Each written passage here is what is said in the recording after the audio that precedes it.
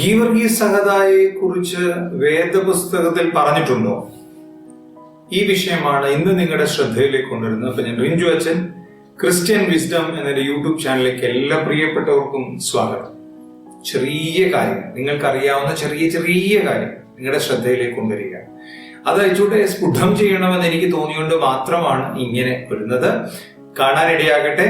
കുറച്ച് ദിവസമായി, അല്ലെങ്കിൽ എനിക്ക് സമയം കിട്ടുന്ന അനുസരിച്ച് ഓരോ വീഡിയോകൾ ഞാൻ അപ്ലോഡ് ചെയ്യുന്നതായിരിക്കും.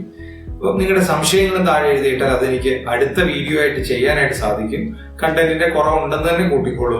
എന്തൊക്കെയാ പറയേണ്ടതെന്ന് അറിയില്ല. അതുകൊണ്ട് നിങ്ങൾ ചെയ്തിട്ടാൽ, അത് നിങ്ങളുടെ ചോദ്യമായിട്ടിട്ടാൽ അതിന്റെ മറുപടിയായിട്ട് ഞാൻ എന്റെ ഉത്തരങ്ങൾ പഠിച്ചതിന് ശേഷം പറയുന്നതായിരിക്കും. ഈ അടുത്തിടയ്ക്ക് എന്നെ ഒരാൾ വിളിച്ചിട്ട് ചോദിച്ച ചോദ്യമാണ് ഗീവർഗീസ് സഹദായെ കുറിച്ച് വേദപുസ്തകത്തിൽ പറയുന്നത്. അപ്പൊ ഗീവർഗീസ് സഹദായെ കുറിച്ച് ഞാനിങ്ങനെ പറഞ്ഞ അദ്ദേഹത്തിന്റെ മധ്യസ്ഥ എന്നൊക്കെ പറഞ്ഞപ്പോ എന്നോട് ചോദിച്ചതാണ്, ഗീവർഗീസ് സഹദായെ കുറിച്ച് വേദപുസ്തകത്തിൽ പറയുന്നുണ്ടോ എന്ന് ഒരാൾ ചോദിച്ചു. വേറൊരാൾ ചോദിച്ചു, ഗീവർഗീസ് സഹദായെ കുറിച്ച് വേദപുസ്തകത്തിൽ പറയാത്ത ഒരാളിനെ കുറിച്ച് നിങ്ങൾ എന്തിനാ ഇത്രയും വാഴ്ത്തിപ്പാടിക്കൊണ്ട് നടക്കുന്നത് എന്നൊക്കെ ചോദിച്ചു. ഒരാളുടെ വീട്ടിൽ ചെന്നപ്പോ എന്നോട് ചോദിച്ചു, ഇപ്പൊ പള്ളിയിലൊക്കെ ഗീവർഗീസ് സഹദായുടെ എന്ന് പറഞ്ഞൊരു പരിപാടി നടക്കുന്നുണ്ടല്ലോ, അത് വേദപുസ്തകത്തിലെങ്കിലും പറഞ്ഞിട്ടില്ലല്ലോ, പിന്നെ എന്തിനാ ഇതൊക്കെ നടത്തുന്നതെന്ന് ചോദിച്ചു. അപ്പൊ ഇങ്ങനെ പല രീതിയിലുള്ള ആളുകൾ ചോദിച്ചു. അപ്പൊ ഈ ചോദിക്കുന്നവരെയൊക്കെ ഞാൻ ഒന്നുകൂടെ അവരെ അടുത്ത് കുറച്ച് കാര്യങ്ങൾ തിരിച്ചു ചോദിച്ചു. അപ്പൊ എനിക്ക് മനസ്സിലായി, ഈ പാവങ്ങൾക്ക് ഇത് വേദപുസ്തക ബന്ധിതമായി ഇതിനെക്കുറിച്ച് ഒന്നും അറിയില്ല എന്ന് മനസ്സിലായി.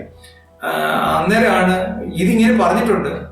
അവരെ ഉപദേശിച്ച ആരോ അവരോട് പറഞ്ഞു, വേദപുസ്തകത്തിൽ പോലും പറഞ്ഞിട്ടില്ലാത്ത വ്യക്തിയെ കുറിച്ചാണ് ഇപ്പോൾ ഈ പെരുന്നാളുകളെല്ലാം ആചരിക്കുന്നത് എന്നൊക്കെ പറഞ്ഞ് പഠിപ്പിച്ചു. ഈ പാവങ്ങൾ ഇത് കേട്ടിരുന്ന വിചാരിച്ചു, ഇവിടെ സത്യമില്ല, വേദപുസ്തകത്തിൽ പറയാത്ത ഒരാളിനെ കുറിച്ചല്ലോ ഇത്രയും പള്ളികളിലൊക്കെ പെരുന്നാൾ ആഘോഷിക്കുക, അല്ലെങ്കിൽ വെസ്റ്റേൺ കൺട്രീസിലൊക്കെ ഇത്രയും വാഴ്ത്തിപ്പാടുന്നത് എന്നൊക്കെ പറഞ്ഞ് ഒരുപാട് ചർച്ച ചെയ്യപ്പെടുന്നുണ്ട്. അപ്പൊ അതിന്റെ ഒരു ഉത്തരം എന്ന് പറയേണ്ടത് അത്യാവശ്യമാണെന്ന് എനിക്ക് തോന്നുന്നു. സഹോദരങ്ങളെ, വേദപുസ്തകത്തെ കുറിച്ച് നമ്മളൊന്ന് അറിയണം. വേദപുസ്തകത്തിലെ അവസാന പുസ്തകം വെളിപ്പാട് പുസ്തകമാണ്.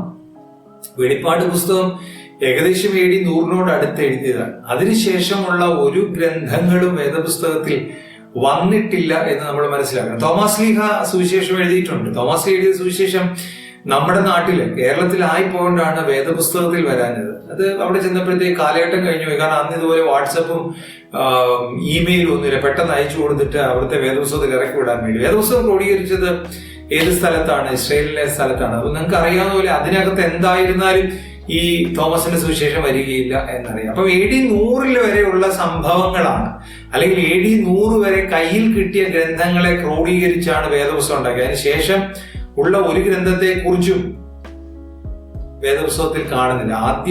അതിന് വ്യക്തമായ, എനിക്കിപ്പം എല്ലാം അതിന്റെ കൂടെ ചേർന്ന് പറയാനായിട്ട് കഴിയുന്നില്ല. വേദപുസ്തകത്തിന്റെ പുസ്തകങ്ങളെ കുറിച്ച് നിജപ്പെടുത്തിയപ്പോൾ അവരെഴുതിയ 1, 2, 3 കാരണങ്ങളുണ്ട്. ഈ കാരണങ്ങളാണ് അപ്പോസ്തലന്മാരുമായി നേരിട്ട് ബന്ധമുള്ളത് എന്നൊക്കെ പറയുന്ന ചില കാരണങ്ങളുണ്ട്. ആ കാരണങ്ങളുമായി ബന്ധപ്പെടുത്തി മാത്രമേ സംശയമുള്ളതിനെ പോലും മാറ്റിവെച്ചു. അതിനകത്തൊരു പക്ഷേ ഇച്ചിരി സംശയമുള്ളത് കയറ്റി വന്നേക്കുന്നത് എബ്രായർക്ക് എഴുതിയ ലേഖനം മാത്രം, ബാക്കിയെല്ലാം മാറ്റിവെച്ചു.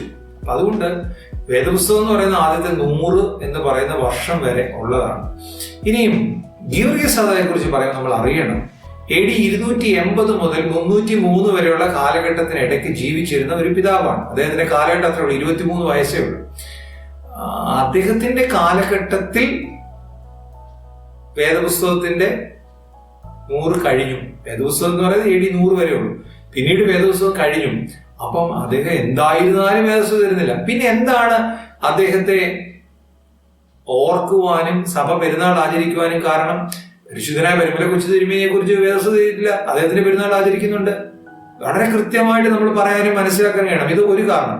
2, നിങ്ങളെ വഴി നടത്തിയവരെ ഓർത്തുകൊള്ളുകയും അവരുടെ ജീവാവസാനം ഓർത്ത് അവരുടെ മാതൃക അനുകരിപ്പിനും തിരുവചനം പഠിപ്പിക്കുന്നുണ്ട്. അങ്ങനെയാണെങ്കിൽ നമ്മളെ വഴി നടത്തിയ ഒരു പിതാവാണ്. നമ്മളെ എന്ന് പറഞ്ഞാൽ എന്നെ നിങ്ങളെയൊന്നും അല്ല, സഭയിലെ പിതാക്കന്മാരെ വഴി നടത്തിയ വിശ്വാസത്തിൽ എത്രയോ ലക്ഷക്കണക്കിന് ആളുകൾ ക്രിസ്ത്യാനികളാകാൻ കാരണം അദ്ദേഹത്തിന്റെ ഒരു രക്തസാക്ഷിത്വ മരണമാണ്. അപ്പൊ നിങ്ങളെ വഴി നടത്തിയവരെ ഓർത്തുകൊള്ളുകയും, സംശയം വേണ്ട, വളരെ കൃത്യമായിട്ട് അതിനോട് ചേർന്ന് പറയുന്നത്, നീതിമാന്റെ ഓർമ്മ വാഴ്വിനായി തീരട്ടെ. അദ്ദേഹത്തെ പോലെ ഒരു നീതിമാനായി 23 വയസ്സുവരെ ജീവിച്ചിരുന്ന ഒരു നീതിമാന്റെ ഓർമ്മ വാഴ്വിനായി തീരട്ടെ.